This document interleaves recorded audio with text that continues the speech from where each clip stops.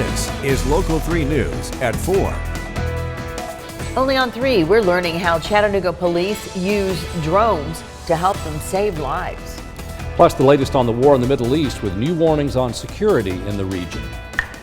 Thank you for joining us for this second half hour of Local 3 News at 4. I'm Cindy Sexton. And I'm David Carroll. Here's what's happening today. The Chattanooga Police Department is using drones to help prevent crimes and hopefully save lives. These unmanned aircraft serve as an additional set of eyes in the sky, catching suspicious activities. Local 3's Jeremiah Beatty has this story only on 3. You are seeing me in the eyes of a drone. This new technology, Chattanooga Police says, is a new tool they can use to save lives. We don't have to go through creeks. We don't have to go around trees. We don't have to worry about berms or ditch lines. We can fly right over the top. Jeffrey Miller says the drone unit, which started in 2022, has already been one of the most utilized departments by Chattanooga Police. Bad boys, what you gonna do? What you gonna do when they come for you? Bad boys. I know some people feel that it's used for overwatch and surveillance when our technology is not. There's state laws and city code that prohibits us from doing that. So it's out here to generally help. The drone found a missing man living with Alzheimer's. He was spotted by a drone in a wooded area using thermal imaging.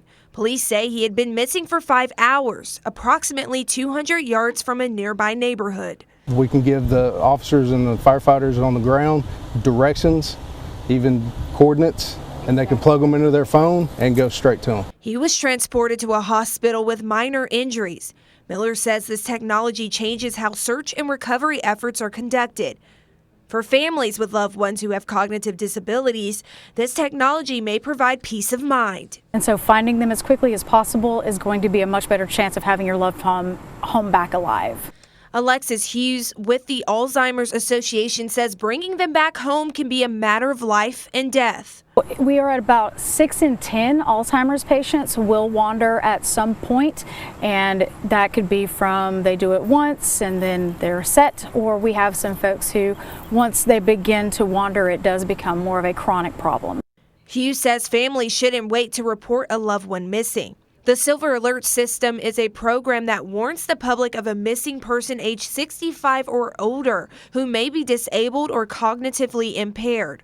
According to the TBI, more than 200 Silver Alerts have been issued since the alert system was created, and only 5 remain unsolved. Generally, we find at the Alzheimer's Association with our statistics that about 95% of people who wander are found about 1.5 miles within their residence or their last known location. She says caregivers do a lot for their loved ones, and they too can feel supported.